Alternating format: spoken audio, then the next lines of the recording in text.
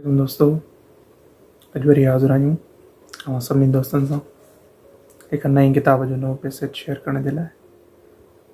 अॼु जंहिं किताब जो इंतिख़ाबु कयो वियो आहे उन जो लेखक कंहिं बि तारुफ़ जो मोहताज न आहे। जग मशहूर शख़्सियत डॉक्टर अली शरीयती, ईरानियन स्कॉलर, जिन जो किताब फ़ारसी ऐं उर्दू जे अंदरि छार ज़िंदान इंसान, यानी इंसान जो माण्हूअ मंझां इंसानियत तरफ़ यानी इंसान थियण तरफ़ जेको सफ़र आहे उन जे मुतलिक़ डॉक्टर शरीयती जा जेके बि मकालात आहिनि, मकालमा आहिनि, उहे उन में यकजा कया विया हुया। उन खे सिंधी जे अंदरि इंसान ऐं इश्क जे नाले सां सिंधिका अकेडमी कराची तरफ़ां छापियो वियो आहे ऐं इन जो तर्जुमो करण वारो आहे सिंधीकार नदीम गुल अब्बासी साहब। सो हिन किताब जे अंदरि हिकिड़ो नंढो पैसेज जेको मूं अवां सभिनी सां शेयर करण जे लाइ चूंडियो आहे उहो जर्मन फ़िलोसॉफ नीट्शे जी ज़िंदगी जे हवाले खां आहे। उन खां बाद में डॉक्टर अली शरीयती उन मां छा नतीजो अख़ज़ कयो आहे उन जे मुतलिक़ बि थोरी इंतिहाई मुख़्तसर गुफ़्तगू कंदासीं। हलूं था पंहिंजे किताब जे पैसेज जी तरफ़।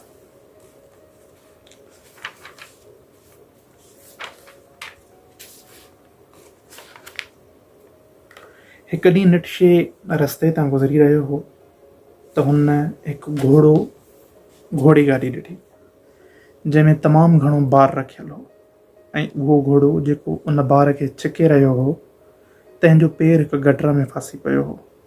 घोड़े ॾाढी कोशिशि कई पए त संदसि पेर खॾ मंझां ॿाहिरि निकिरी अचे, पर गाॾीअ ते सथियल तमामु घणे बार जे करे घोड़े लाइ ईअं करणु मुमकिन न हो। हू गाॾी हलाईंदड़ खे घोड़े जी तकलीफ़ जी का बि परवाह न हुई।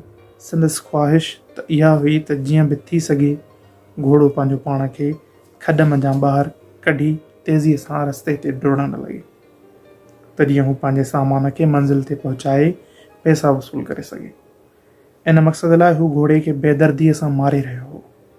नीट्शे ॾिठो त घोड़ो मार जे ख़ौफ़ खां पाण खे खॾ मंझां ॿाहिरि कढण जी हर मुमकिन कोशिशि करे रहियो आहे, पर घोड़े गाॾीअ ते सथियल बार खेसि पाण संभालण खां मज़ूर बणाए छॾियो आहे। उन कश्मकश में घोड़े खे न रुॻो तकलीफ़ थी रही हुई बल्कि संदसि पेर बि ज़ख़्मी ऐं निबल थी वियो। उन अज़ीम फ़िलोसॉफ खां घोड़े जी इहा हालति बर्दाश्त न थी सघी।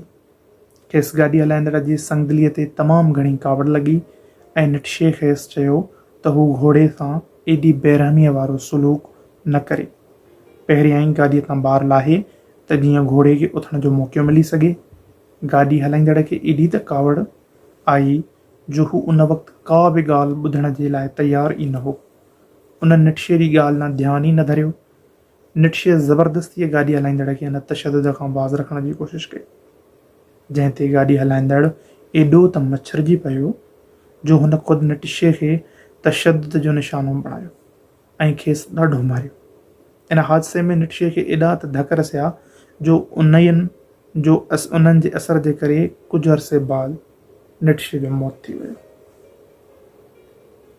हिकु मामूली जानवर खे तशदुद खां बचाइण जे लाइ नीट्शे जहिड़ो अज़ीम फ़िलोसॉफ पंहिंजी ज़िंदगीअ खे दाव ते लॻाए रहियो ऐं हुन पंहिंजी ज़िंदगी दाव ते लॻाए छॾी। डॉक्टर अली शरीयती साहब जन जेको इन मां नतीजो अख़ज़ कयो आहे त असांजे मुआशिरे जे अंदरि जेको इंसान रहे थो उहो अहिड़े क़िस्म जे वाक़िए खे ॿुधण खां बाद में मुतज़ाद रद्द अमल ज़ाहिर करे थो, जंहिं मां ज़ाहिर थिए थो त हिन मुआशिरे जे अंदरि रहंदड़ इंसान जूं बुनियादी तौर ते ॿ दाख़िली शख़्सियतूं आहिनि। हिकु शख़्सियत हिकु ॾिसां त इहा आहे त नीट्शे जे उन ई अमल खे हिकु माण्हू या माण्हूअ जी हिकिड़ी शख़्सियत इश्क ऐं अख़लाक़ जी हद खां ॾिसे थी ऐं उन खां अलावा ॿी शख़्सियत जेका इंसान जे वजूद जे अंदरि पंहिंजो घर करे वेठल आहे सा इन ई अमल खे ॼण त इंतिहाई गैर मंतकी ऐं अहमकाणो फ़ाल सम्झे थी। यकीनन असां सभई जेकी पंहिंजो पाण खे इल्म वारा, अक़ुल वारा, शऊर वारा, साञ वारा ऐं अहसास वारा फ़र्द सम्झनि था त असांखे इंसानियत जो इंसान जे अंदरि समायल ॿिन्ही शख़्सियतुनि मंझां उहो वजूद ई पसंदि अचे थो जेको नक्शे जे इन अमल खे अख़लाक़, इश्क ऐं अक़ुल जे मुताबिक़ सम्झे थो। पर मसइलो इहो थी पियो आहे अॼुकल्ह असांजे मुआशिरे जे अंदरि त शिदत पसंदी असांजे मुआशिरे जे अंदरि इंतिहाई ज़ोर पकिड़े रही आहे। त असां सभिनी खे घुरिजे त इन ॻाल्हि ते गौर करियूं त असीं हिन मुआशिरे जे अंदरि किथे बीठल आहियूं। छा अहिड़े कंहिं कुदे अमल जी असां में मज़म्मत करण जी सक़त बाक़ी रही आहे या असीं बेहिस ऐं बेअहसास थी चुका आहियूं। वॾी महिरबानी, दुआ में यादि रखिजो। इंशाअल्लाह वरी हिकु नए पैसेज सां गॾु सभिनी जे साम्हूं हाज़िर थींदासीं। सिंध सलामत, साथ सलामत।